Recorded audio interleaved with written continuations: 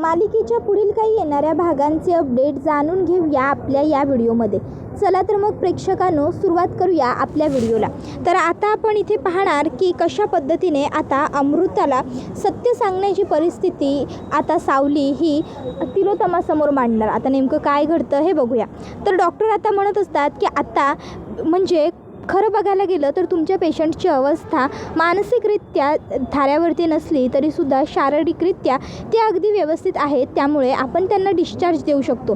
जर त्यांना डिस्चार्ज दिला तर घरच्या वातावरणात तुमच्या फॅमिलीबरोबर त्या लवकरात लवकर बऱ्या होतील. त्यामुळे आम्ही त्यांना इथून डिस्चार्ज करतो आहे. फक्त दिलेल्या गोळ्या औषधं वेळेवरती द्या. ती त्यांना मानसिक संतुलन परत आणायला मदत करेल. आणि हो, त्यांच्या मनाप्रमाणे त्यांच्या कळीने सगळं काही घडू द्या.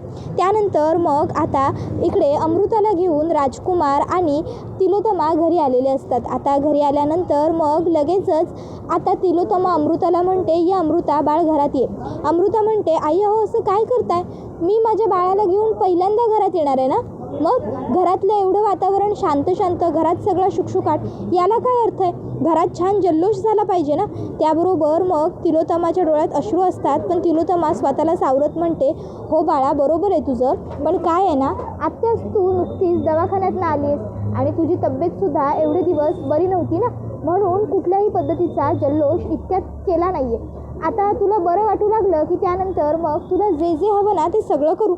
चल ये घरात. त्यावर मग अमृता म्हणते, नाही नाही असं कसं, कमीत कमी माझ्या बाळाची आणि माझी दृष्ट तरी काढून घ्या. दृष्ट काढल्याशिवाय काही मी आतमध्ये येणार नाही आहे आई. तुम्ही पहिली दृष्ट काढा आमची आणि त्यानंतर मगच मी आतमध्ये येईन. अहो सांगा ना यांना, सावली सावली कुठे आहेस, ये लवकर सावली. आता सावली हा आवाज अमृताचा ऐकते आणि ती म्हणते, मला खाली जायला हवं, मी खाली जाते. त्याबरोबर आता तिच्या समोर असलेला तिला तिचा भाऊ सांगतो की नको सावलीताई, आता बाहेर जाऊ नको. अगं आता जर तू गेलीस ना तर तिलोत्तमा मॅडम तुझ्यावरती खूप जास्त रागवतील. त्यामुळं तू इथंच थांबलेलं योग्य ठरेल. त्यावर सावली म्हणते, अरे असं काय करतोयस, मला जाऊ देत ना प्लीज, माझं खाली जाणं खूप गरजेचं आहे. वहिनी मला हाका मारतायत, मी जर खाली नाही गेले ना तर त्यांना खूप वाईट वाटेल. प्लीज प्लीज मला जाऊ दे. त्यावर आता तो म्हणत असतो, सावली अगं नको असं हट्ट धरूस. पण सावली काही ऐकत नाही. ती म्हणते की नाही नाही मला जायचं आहे आणि मला जाऊ दे तू, मला वहिनींना भेटायचं आहे. मग सावली ही आता अमृताला भेटण्यासाठी येते आणि त्यावेळी अमृताच्या हातामध्ये ते भावलं बघते. तर अमृता आता म्हणत असते, सावली बघ बरं झालं तू आलीस. काय गं, मला वाटलं मला आणि बाळाला घ्यायला तू सुद्धा येशील आई बाबा आणि यांच्याबरोबर, पण बरं झालं तू नाही थांबलीस ते हॉस्पिटलमध्ये, तू घरी आलीस ना, म्हणून मला वाटलं की सगळी तयारी तरी करशील आमच्या स्वागताची, पण तू तर काही तयारीसुद्धा नाही केलीस. पण काही हरकत नाही, तुलासुद्धा लागलं होतं ना, जाऊ दे. पण देवाच्या कृपेने सगळं व्यवस्थित झालं. बाळही सुखरूप वाचलं, तूही आणि मीही. अगं सावली, मी गप्पा मारत कुठे राहिली आहे, औक्षण कर माझं, दृष्ट काढ माझ्या बाळाची. त्याबरोबर मग आता सावली हिला काही कळतच नसतं. ती थप्पपणे उभी असते. ती म्हणजे काय बोलू, काय करू, काय नको करू, तिला काहीच कळत नसतं. त्याबरोबर तिलोत्तमा ताराला सांगते, तारा जा औक्षणाचं ताट घेऊन ये. तारा लगेचच ताट तयार करून घेऊन येते. तारासुद्धा खूप मोठ्या धक्क्यातच असते. मग तिलोत्तमा ही लगेचच आता सावलीला म्हणते, सावली ओवाळ अमृताला आणि तिच्या बाळाला ओवाळ. त्यावर सावलीला काय करावं काही सुचत नसतं. तर आता लगेचच सारंग तिला धीर देतो आणि म्हणतो, जा ओवाळ, औक्षण कर. मग सावली आता जाते आणि औक्षण करते अमृताचं आणि त्या बाहुल्याचं सुद्धा. त्यानंतर मग आता दुसऱ्या दिवशी इकडे सावलीची वहिनी बघायला आलेली असते अमृताला आणि अमृताच्या बाळाला. आता त्यावेळी ती म्हणते, बघू बघू तरी मेंदळेंचा भावी वारस बघू. आणि मग आता अमृता लगेच तिला ते बाहुलं पुढे करते आणि बघा माझं बाळ किती गोड आहे, गोंडस आहे असं म्हणते. त्याबरोबर आता लगेचच जयवंती हसते आणि म्हणते, बाबू अहो पोर म्हणून काय आणलंय तुम्ही, अहो भावलं, काही अडबीड लागलंय का, काय खुळावली का काही बाई, भावलं बाळ म्हणायला, भावलं. त्याबरोबर मग आता अमृता तिचे केस जोरात घट्ट पकडते आणि म्हणू लागते, बाळ आहे माझं, माझ्या बाळाला काही बोलायचं नाही. तर ती म्हणते, बाळ नाही भावलं आहे. त्याबरोबर मग अमृता तिचा गळा पकडते आणि गळा आवळायला लागते आणि म्हणते, माझ्या बाळाला जर काही बोललीस ना पुन्हा तर याद राहा गाठ माझ्याशी आहे. त्याबरोबर राजकुमार म्हणतो, अमृता बाळ रडायला लागलं. तशी अमृता तिचा गळा सोडते आणि आता ती बाळाला शांत करण्याचा प्रयत्न करते. राजकुमार म्हणतो, चल चल आपण बाळाला खोलीत घेऊन जाऊ. आणि मग ते दोघंही तिकडनं खोलीत जातात. सावली वहिनीसमोर येते आणि वहिनीचे खान खणावून मुस्कटात लगावून देते आणि वहिनीला म्हणते, मुद्दाम केलंच नाही हे सगळं, मुद्दाम अमृता वहिनींना त्रास होईल असं वागलीस ना. त्यावर वहिनी म्हणते मला माहीत नव्हतं काय घडलंय ते, नाहीतर मी असं वागले नसते. सावली म्हणते जर तुला माहीत नव्हतं तर एकदा विचारायचं होतंस, कधी माझी चौकशी करायला साधा फोनही केला नाहीस आणि आज अमृता वहिनींना आणि त्यांच्या बाळाला बघायला येण्याची इच्छा झाली तुला.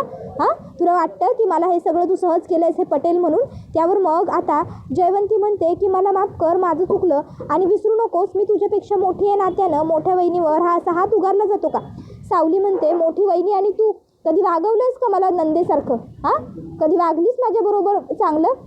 माझी वहिनी तू नाही, खरी वहिनी अमृता वहिनी आहेत आणि अमृता वहिनींना जर तू त्रास देणार असशील ना तर तू ताबडतोब चालती हो इकडनं आणि तू देणारच आहेस त्रास हे मला माहिती आहे, त्यामुळे मी इकडनं चालती हो.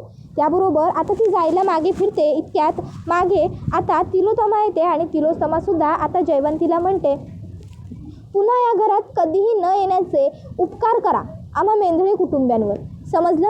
आता ताबडतोब इकडनं चालत्या बा. आता मात्र एवढं अपमान झाल्यानंतर उगाचच इकडे आले असा पश्चाताप जयवंतीला होतो आणि भरलेल्या रागाच्या डोळ्यांनी जयवंती तिकडनं निघते.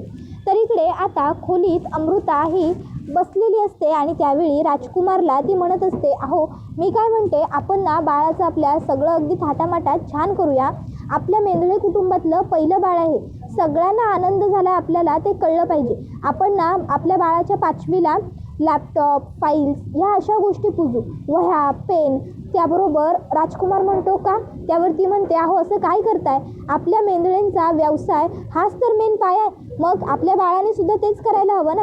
आणि असं म्हणतात 5वीला जे पुजतो ना बाळ त्याच्यामध्येच जातं, म्हणून म्हणते मी अहो शेवटी रक्तात आहे आपले व्यवसाय. त्याबरोबर मग आता राजकुमारला वाईट वाटतं, तो रडू लागतो आणि रडतच तो बाहेर येतो.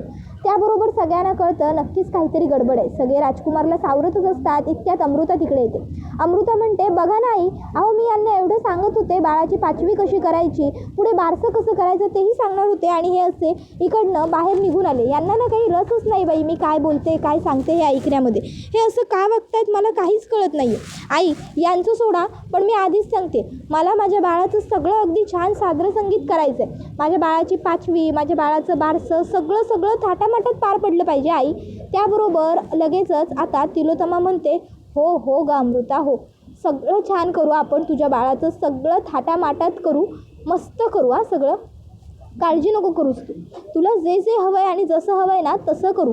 त्यावर अमृता म्हणते हो मग करायलाच हवं ना आई, अहो आपल्या मेंढळींच्या घरातलं पहिलं वारस आहे, त्याच्यामुळे आपण आपला आनंद सगळ्यांबरोबर वाटला पाहिजे. सगळ्यांना इन्व्हाइट करू आपण, आपल्या ऑफिसमधल्या एम्प्लॉईजपासून राजकुमार तुमच्या गॅरेजमध्ये येणाऱ्या माणसांपर्यंत सगळ्यांना आपल्या घरातला आनंद दिसला पाहिजे ना. त्याबरोबर आता सगळ्यांनाच अश्रू अनावर होत असतात. मग बाबा म्हणतात अमृता बाळा अगं रात्र खूप झाली, आता तू एक काम कर, बाळाला घेऊन जा आणि झोपव. बाळाला असं फार काळ रात्रीचं जागं ठेवायचं नसतं, नाहीतर मग त्याला त्रास होईल. त्यावर अमृता म्हणते हो हो बाबा बरोबर आहे तुमचं, मी लगेच जाते. अहो तुम्ही सुद्धा चला माझ्याबरोबर, जरा मला मदत करा, तुमचंही बाळ आहे की नाही. त्याबरोबर मग राजकुमार आणि अमृता तिकडनं आतमध्ये जातात. आता इकडे सगळेच रडायला लागतात. त्यावेळी तिलोत्तमा आता सगळ्यांना सांगते की 1 मिनटं थांबा, कुणीही रडू नका, सगळ्यांनी शांत व्हा. सध्या अमृताला आपल्या सगळ्यांची आपल्या सपोर्टची खूप गरज आहे, त्यामुळे आपल्याला अमृताला सावरायचं आहे, तिच्यासमोर आपण कोलमडून नाही जायचं आहे, समजलं ना. सगळ्यांनी धीर धरा. त्यानंतर दुसऱ्या दिवशी आता सावली ही तिलोत्तमाला म्हणत असते आई अहो आपण अमृता वहिनींना रियालिटीची जाणीव करून द्यायला हवी. त्यांना सत्य समजलंच नाही ना तर त्या आणखीन जास्त त्या गोष्टींमध्ये त्या बाहुल्यामध्ये गुंतत जातील आणि जितक्या त्या जास्त त्या सगळ्यामध्ये गुंतत जातील ना, नंतर जेव्हा त्यांना सत्य समजेल तेव्हा त्या सगळ्या गोष्टीतनं बाहेर पडायला त्यांना तितका जास्त त्रास होईल. त्याबरोबर मग आता तिलोत्तमा म्हणते तू तर गप्पच बस, तू काही बोलूच नकोस, हे सगळं जे घडलंय ना तिच्या बाबतीत त्याला सर्वस्वी जबाबदार तू आहेस, समजलं ना. पण अमृता नुकतीच घरी आली आहे आणि तिला कसलाही त्रास होऊ नये ना म्हणून मी तुला काही बोललेली नाही आहे, समजलं ना.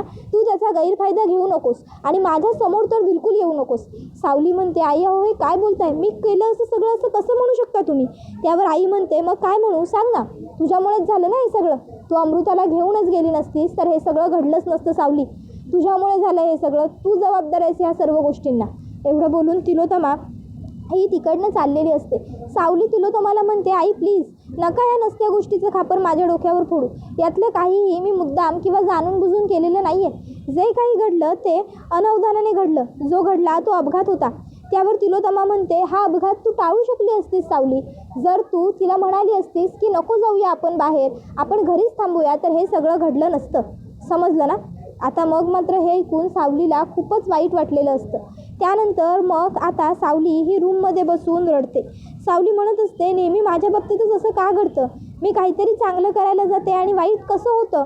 मग सावली आता विठोबाच्या समोर जाऊन प्रार्थना करत म्हणते, विठोबा, अरे तुझीच सावली आहे ना मी. मग प्रत्येक वेळी माझ्या बाबतीत का असं चुकीचं घडवून आणतोस? प्रत्येक वेळी मला का असं त्रास देतोस रे? काय मागितलं होतं मी तुझ्याकडे? फक्त अमृता वहिनींना बरं वाटू दे, त्यांच्या बाळाला काहीही इजा नको होऊन देऊ, सगळं व्यवस्थित असू दे, सुखरूप असू दे, एवढ्या क्षुल्लक गोष्टी मागितल्या होत्या ना रे मी तुझ्याकडे. तरीही का नाही पूर्ण केलीस तू माझी इच्छा? आज तुझ्यामुळे सगळेजण मला दोष देत आहेत, मलाच चुकीचं ठरवत आहेत आणि तुला हे सगळं फक्त विटेवर उभं राहून बघायचं आहे, हो ना? त्याबरोबर दुसऱ्या बाजूला अमृता वहिनी ही तिच्या बाळाजवळ बोलत असते. ती म्हणत असते, सगळं आपण तुझं छान करायचं, सगळं सादरसंगीत करायचं, तुझ्यासाठी सगळ्या गोष्टी नवीन आणायच्या. तुला माहिती आहे का, तुझ्या जन्माच्या आधीपासून किती लोक तुझी वाट बघत होते. तुझी आजी, तुझे आजोबा, तुझ्या दोन्ही काकू, तुझी सगळ्यात जास्त वाट तुझ्या सावली काकूने पाहिली. त्यानंतर मी, तुझे बाबा, सारंग काका, तुझे धाकटे काका, सगळ्यांनीच तुला खूप मिस केलं आहे, तुझी खूप वाट बघितली. आता बघ, तुझे सगळे किती लाड करतील ते, खरंच खूप लाड करतील आणि तू सगळ्यात जास्त लाडका तर माझाच असणार आहेस, असं म्हणत ती त्या बाहुल्याच्या डोक्यावरून हात फिरवत असते. हे सगळं बघून राजकुमारला खूप त्रास होत असतो, पण गप्प राहण्यावाचून त्याच्याकडे काहीही पर्याय नसतो. त्याबरोबर हा व्हिडिओ इथेच संपतो. व्हिडिओ आवडला असेल तर व्हिडिओला लाईक करा, चॅनलवर नवीन असाल तर चॅनलला सबस्क्राईब करा आणि बेल आयकॉन आठवणीने प्रेस करा, जेणेकरून तुम्हाला पुढच्या प्रत्येक व्हिडिओचं नोटिफिकेशन मिळत जाईल आणि सर्व व्हिडिओंचा आनंद हा अगदी उत्तम पद्धतीने घेता येईल. चला तर मग प्रेक्षकांनो, आजच्या पुरतं इथेच थांबूया. पुढचा व्हिडिओ येईपर्यंत या व्हिडिओचा छान पद्धतीने आनंद घेत राहा. टाटा, बाय बाय, धन्यवाद, take care all of you.